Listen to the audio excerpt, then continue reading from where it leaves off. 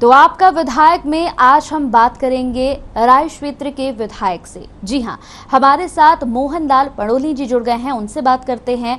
मोहनलाल जी, बहुत बहुत स्वागत है आपका हर खबर पर। जी, स्वागत है आपके चैनल का भी, आपके दर्शकों का भी। जी मोहनलाल जी, सबसे पहले मैं आपसे आज यही प्रश्न पूछूंगी, जिस तरह से आपने अपने क्षेत्र में यहाँ पर लगातार विकास किया है, अभी किस तरीके का, अभी क्या कुछ विकास और बाकी है यहाँ पर करना? ये राय विधानसभा क्षेत्र दिल्ली और उत्तर प्रदेश की सीमा के साथ लगता हुआ एक ऐसा विधानसभा क्षेत्र है जहाँ विकास की बहुत संभावनाएं यहाँ विकास की, क्योंकि बहुत बड़ा इंडस्ट्रियल एरिया है, एजुकेशन सिटी है, काफी कृषि के योग्य भूमि भी यहाँ पर बहुत बढ़िया है, जमीन में पानी भी बहुत बढ़िया है और यहाँ फैक्ट्रियां जिस गति के साथ बढ़ी है, बहुत बड़ा इंडस्ट्रियल सेक्टर है। यहाँ पर हॉस्पिटल बने, अच्छे हॉस्पिटल, क्योंकि आज जिस प्रकार का इंडस्ट्रियल सेक्टर है उसको देखते हुए योजना बनी है कि ईएसआई का एक 300 बेड का हॉस्पिटल राय विधानसभा में बने। उसके लिए मैं प्रयासरत हूँ और जैसे ही भूमि का चयन की प्रक्रिया में लगा हुआ हूँ, जैसे ही भूमि का चयन होगा हम तो करवाने का काम करें। लगातार मोहनलाल जी, जिस तरह से आपने विकास किया है लगातार, अगर हम बात करें तो जनता भी काफी ज्यादा यहाँ पर खुश नजर आई है आपसे, लोग काफी आपकी तारीफ करते हैं। ऐसे में किन किन चुनौतियों का सामना करना पड़ा जब आप विकास की तरफ अपने कदम बढ़ा रहे थे, तो कौन कौन सी चुनौतियां आई?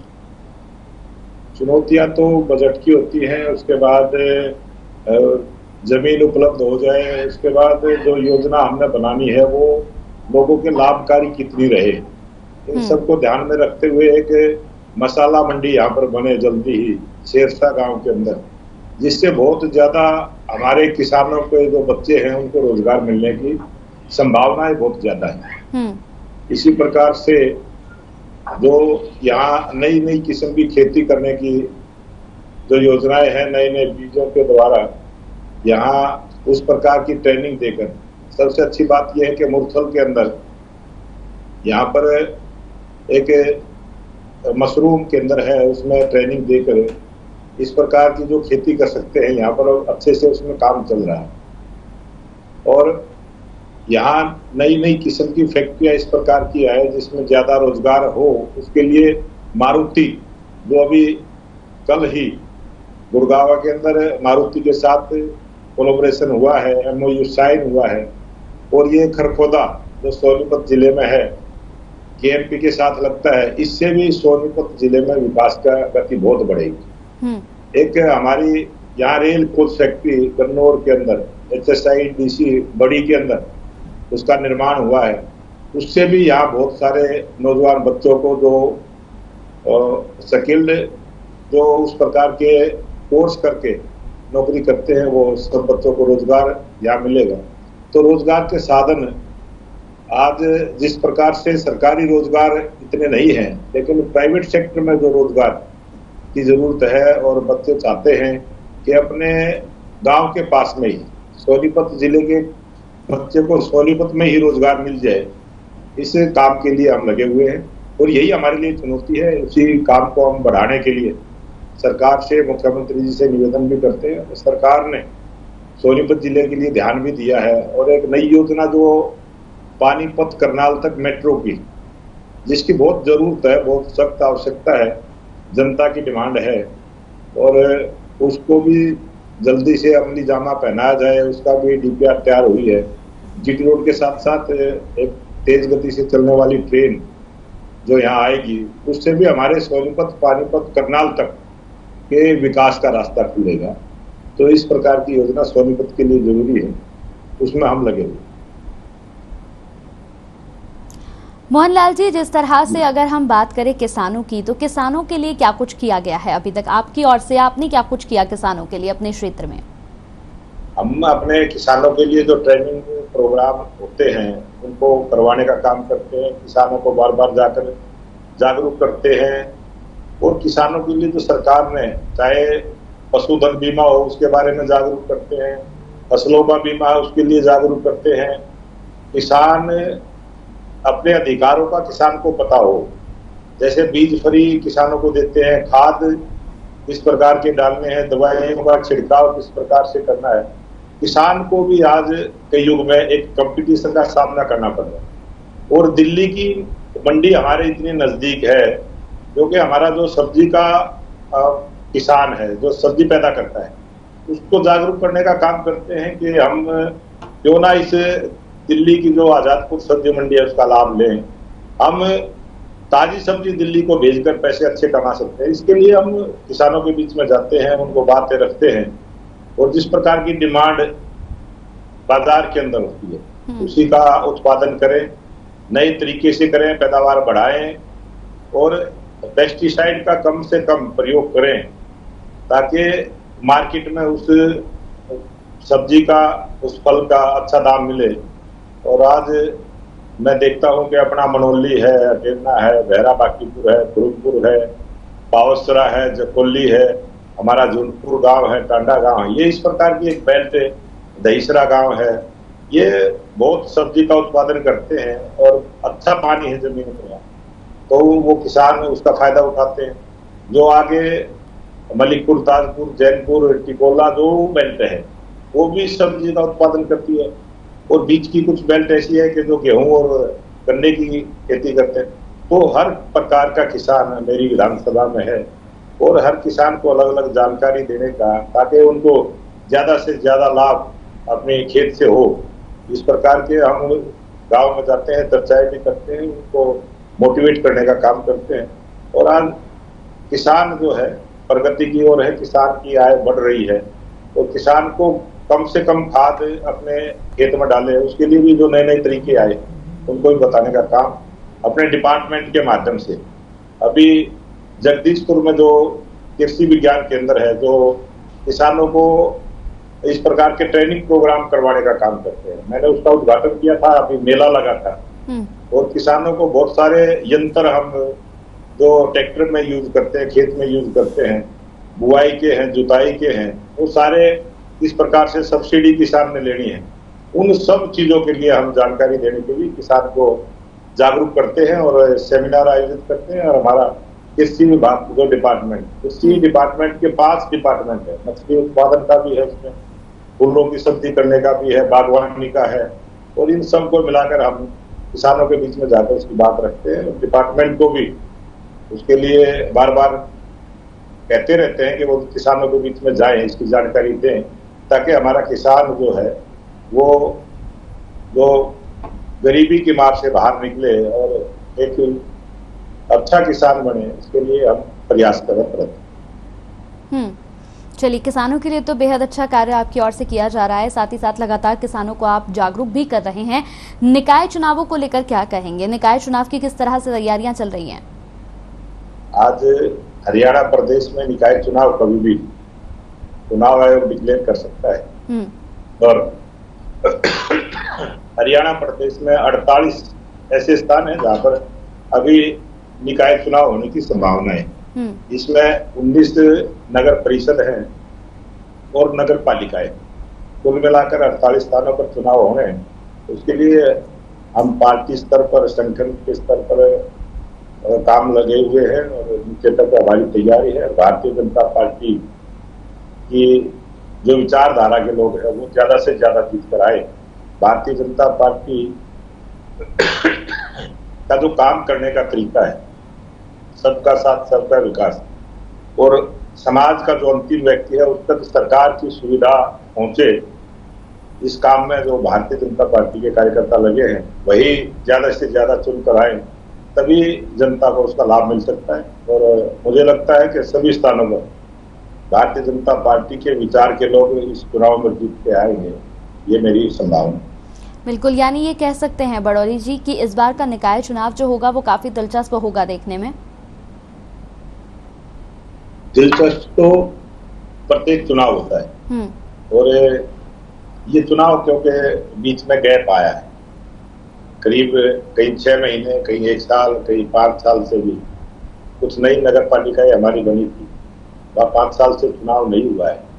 वो किसी न किसी कारण से कभी कोर्ट में कोई चला गया, नई नगर पालिकाओं की घोषणा हुई थी, तो उस प्रोसेस में ये समय निकला है और लोगों में उत्साह है। लोग जो छोटी सरकार होती है उसको चुनना चाहते हैं ताकि विकास तेज गति से हो, अच्छा हो। और लोगों को जो पार्षद के रूप में जिसको चुनते हैं उससे बहुत सारी संभावनाएं होती है, आशाएं होती है। वो 24 घंटे लोगों के बीच में रहता है, उनके पास में रहता है। तो वो चाहते हैं लोग कि जल्दी से जल्दी हमारी अपनी सरकार, क्योंकि नगर पालिका और नगर परिषद की सरकार को लोग ज्यादा नजदीक से देखते हैं, ज्यादा काम भी उसमें छोटे छोटे दिनचर्या के काम नगर पालिका नगर परिषद के माध्यम से लोगों के होते हैं। सबकी इच्छा है, इसलिए चुनाव भी अच्छा होगा और ये समय भी ठीक है। अभी जल्दी चुनाव हो। भारतीय जनता पार्टी की ये सोच भी है, हम मानते भी हैं। लगता है कि 1 महीने के अंदर ये नगर पालिका का चुनाव, यानी कभी भी डिक्लेयर किया जा सकता है चुनावों को लेकर तारीख? जी कभी भी पूरी संभावना है, क्योंकि जिस प्रकार से कोर्ट का आदेश हुआ है। हाँ। उसके बाद मुख्यमंत्री जी का भी और चुनाव आयोग का भी ऐसा इंडिकेशन आया है। उसमें सोशल मीडिया में भी, प्रिंट मीडिया में भी ये सारी बातें चल रही है। उसको देखते हुए लगता है कि चुनाव जल्दी हो। तो मोहनलाल जी, जनता के बीच में जाकर उनकी समस्याओं को सुनने का सिलसिला किस तरह का आपका चल रहा है? क्योंकि जनता की कई समस्याएं होती हैं, ऐसे में जनता खुद चाहती है कि उनके क्षेत्र का जो विधायक है वो उनके पास पहुंचे, उनकी समस्याओं को सुने, साथ ही उनकी समस्याओं का समाधान भी करे। तो ये सफर आपका किस तरह का चल रहा है? ये सफर आज जो टेक्नोलॉजी का जमाना है, जिस प्रकार से दुनिया बहुत छोटी हो गई है।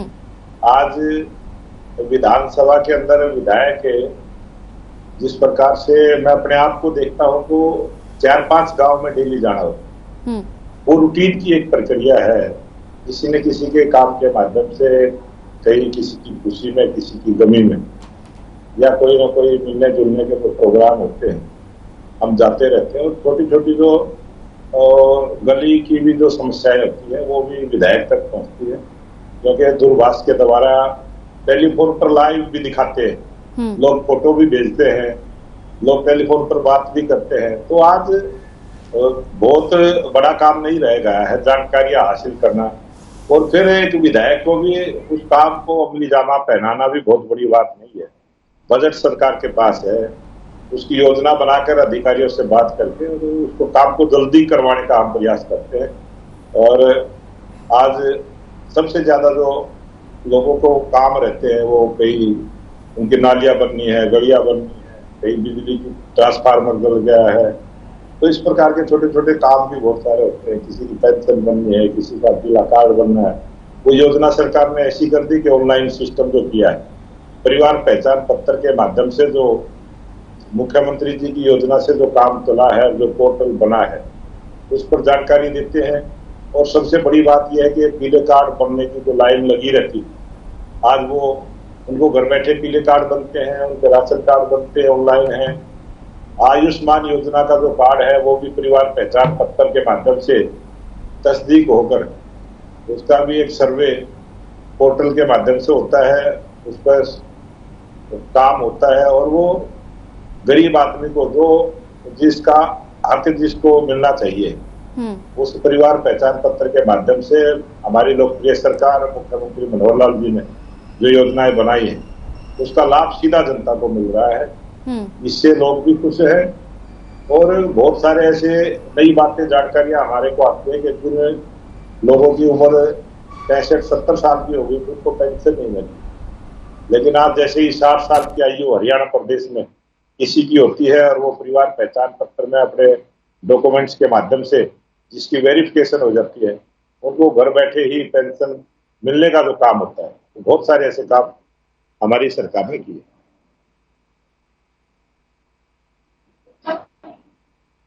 मेरा आपसे सवाल है बड़ोली जी, जिस तरीके से इस वक्त अगर पूरे हरियाणा की बात करें तो सबसे बड़ी समस्या जो है वो पूरे हरियाणा में इस वक्त, ना सिर्फ हरियाणा में भी, दिल्ली की भी बात कर लें, लेकिन हरियाणा से आपका ताल्लुक है, तो मेरा हरियाणा से आपका सवाल यही है कि बिजली की जो समस्या है वो इस वक्त बहुत बड़ी समस्या बनी हुई है। इसे लेकर किस तरह से आप काम कर रहे हैं? क्योंकि बिजली संकट जो है वो लगातार गहराया हुआ है, जिसे लेकर लगातार सरकार की ओर से भी प्रयास किया जा रहा है। देखो, इतने वर्षों के बाद हमने जिस प्रकार का बिजली संकट देखा 15 दिन पहले, वो बहुत बड़ा था और वास्तव में बिजली कट तो स्वीकार करने में मुझे कोई संकोच भी नहीं। लेकिन मैं आज कह सकता हूँ, दावे के साथ कह सकता हूँ, आज सोनीपत जिला के अंदर, पूरे के अंदर किसी भी प्रकार का बिजली का कोई संकट नहीं। आज किसान को खेत के लिए 8 घंटे बिजली पूरी की जा रही है। आज प्रत्येक गांव में 16 से 24 घंटे, कुछ गांव ऐसे हैं जो 16 घंटे और कुछ गांव ऐसे हैं 24 घंटे बिजली देने का हमारी सरकार के द्वारा काम हो रहा है। तो आज की डेट को देखते हुए बिजली का किसी भी प्रकार का कोई संकट नहीं है। कहीं कोई काम की वजह से कहीं बिजली का कट लगता है, कोई लाइन पर काम चल रहा है तो कोई कट लगता है, बाकी आज पीछे से बिजली पूरी मिल रही है। और आगे चाहे किसान हो, चाहे फैक्ट्री वाला हो, चाहे व्यापारी हो, सबको बिजली देने का काम हरियाणा सरकार ने किया। और मुझे लगता है आज हरियाणा प्रदेश में बिजली किसी प्रकार से दे सकते हैं। बड़ौदी जी, जिस तरीके से आप राय क्षेत्र से विधायक हैं, कौन कौन से ऐसे विकास के कार्य हैं जो अभी आप कर रहे हैं, जिन्हें लेकर आप लगातार अभी भी प्रयासरत हैं? अभी हमारे यहाँ सिरसा में जो मसाला मंडी का निर्माण, एक हमारे जखोली में सब्जी मंडी का निर्माण है, हमारा मुरथल में एक सब सेंटर अनाज मंडी जो 90% पूरी हो चुकी है, उसका उद्घाटन होना है। उसमें पीछे हमने धान की फसल वहाँ खरीदी थी, गेहूं की फसल खरीदी, लेकिन विधिवत रूप से उसका उद्घाटन नहीं हुआ।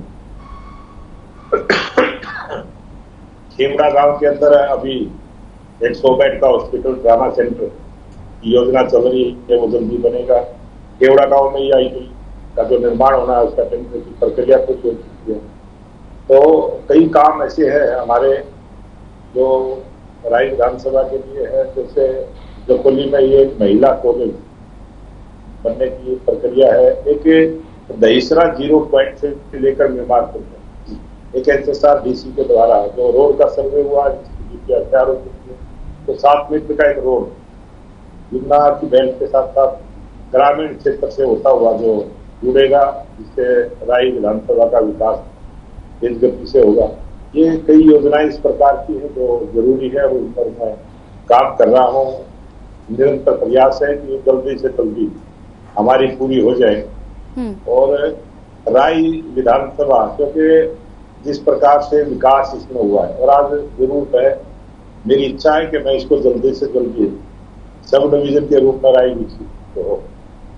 ये मेरा प्रयास है, उसमें मैं लगा हुआ हूँ कि भूमि का चयन करके इसका भी जल्दी से निर्माण कार्य शुरू हो, इसके लिए काम में लगा हूँ। और हमारे गांव में जो तालाबों की सफाई का काम है वो हो जाए, क्योंकि बहुत सारे गांव में तालाबों की समस्या है, उसको हम काम करेंगे। और जो छोटे मोटे रास्ते पूरे राय विधानसभा के अंदर 17.5 किलोमीटर, जब मैं विधायक बना था पूरी विधानसभा का सर्वे मैंने करवाया था प्रत्येक गांव से। 17.5 किलोमीटर का एरिया ऐसा बनता था जो अभी कच्चा था, जिसमें उसको निर्माण करना जरूरी। तो 14 किलोमीटर के रास्ते में पास करवा कर आया। मेरा प्रयास है कि 14 किलोमीटर के वो रास्ते भी नए रास्ते सड़कों के बनेंगे। और उसके बाद जब आगे बजट आएगा तो 3.5 किलोमीटर का टुकड़ा बचेगा। तो फिर मैं दावे से कह सकता हूँ कि राय विधानसभा के अंदर 33 फुट से ऊपर का कोई भी रास्ता कच्चा नहीं है, सभी रास्ते हमारे पक्के हैं। और जो 25 किलोमीटर के खेतों के रास्ते प्रत्येक विधानसभा में होने हैं, उसमें से 11 किलोमीटर के रास्ते मेरी विधानसभा के आज तक पक्के हुए हैं, जिसका मेरे पास रिकॉर्ड है। और जो बाकी काम बचा है 14 किलोमीटर का, वो भी जल्दी से वो काम पूरा हो, उस प्रयास में मैं लगा हूँ। और 25 किलोमीटर के जब रास्ते पक्के हो जाएंगे तो मुझे नजर आएगा कि किसान भी पक्के रास्ते से अपने खेत में पहुंचेगा, तो सबसे ज्यादा मेरे को खुशी भी होगी। और मैं उसको मानूंगा भी कि वास्तव में किसान के लिए हमने काम किया। बिल्कुल, बेहद खुश होने की बात भी ज़रूर है यहाँ पर, क्योंकि अगर जनता खुश रहेगी और जनता को सारी सुविधाएं मिलेंगी तभी आप भी लगातार यहाँ पर बने रहेंगे। और जिस तरह से आपका पूरा बैकग्राउंड रहा है, जनता काफ़ी आपसे खुश रही है, आपके काम से काफ़ी ज़्यादा खुश रही है। एक और मेरा आपसे सवाल है बड़ोली जी, 1989 में आरएसएस से जुड़ने के बाद लगातार अगर हम बात करें तो आपका राजनीतिक सफ़र काफ़ी अच्छा रहा। इसके बारे में बताएं, किस तरीके का सफ़र रहा? आरएसएस का कार्यकर्ता राष्ट्रीय स्वयंसेवक का जो काम होता है, और जिस प्रकार से शाखा के अंदर हमारा निर्माण होता है, जिस प्रकार की हमारी विचारधारा, काम करने का तरीका जो हमें संघ की शाखा से मिलता है, इससे आदमी के जीवन में बहुत सारा परिवर्तन है। और वही परिवर्तन मैंने अपने जीवन में देखा है कि एक साधारण तरीके से भी समाज के अंदर रहकर राजनीति कर सकता है। तो वही हमने संघ के कार्यकर्ता होने के नाते से सीखा। और भारतीय जनता पार्टी का मैं सक्रिय कार्यकर्ता रहा हूँ। भारतीय जनता पार्टी भी इसी प्रकार से काम करती रही। और जब हमने हरियाणा प्रदेश में अपनी राजनीति की शुरुआत की तो सौभाग्य से 87 के अंदर 85 विधायक हमारे गठबंधन के, तो सरकार हमने देखी है। उसके बाद 96 में सरकार बंसीलाल जी के साथ, उस समय भी हमने देखी है। और फिर 2000 में जो सरकार बनी, हम उस सरकार में शामिल भी रहे, क्योंकि वो भी एक सरकार हमने देखी है।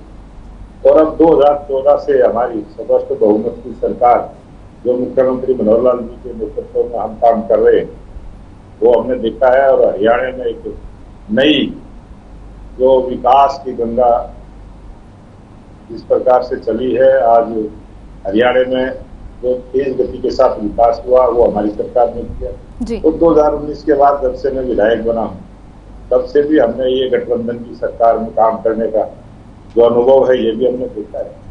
और साधारण रूप से जनता के बीच में रहकर विधायक काम कर सकता है, ये भारतीय जनता पार्टी की विचारधारा भी है। भारतीय जनता पार्टी की सरकार जो समाज का अंतिम व्यक्ति है, उस पर उस सरकार में काम करना चाहिए, क्योंकि सरकार की पहली ड्यूटी यही होती है कि वे समाज के अंतिम व्यक्ति का विकास करें और उसको किसी प्रकार की दिक्कत ना होए। शिक्षा और चिकित्सा और सड़कें और बिजली और पानी, जो मूलभूत सुविधाएं जनता को देनी चाहिए, उसको हम दें। अच्छे से कानून व्यवस्था रहे, किसी भी प्रकार का किसी पर कोई अत्याचार ना हो, सबको न्याय मिले, इस प्रकार का काम करने का जो हमें संघ के संस्कारों से जो प्रेरणा मिली है, उसी पर हम काम करते हुए राजनीति में आगे बढ़ते हैं।